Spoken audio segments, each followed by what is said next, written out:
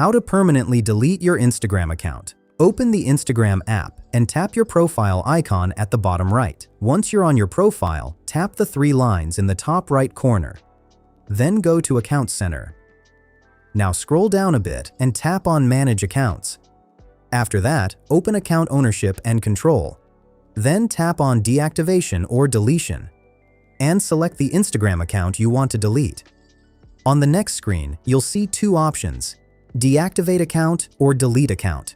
If you just want a temporary break, you can choose Deactivate, but if you want to remove your account permanently, select Delete Account and tap Continue. Now choose any reason from the list and tap Continue again.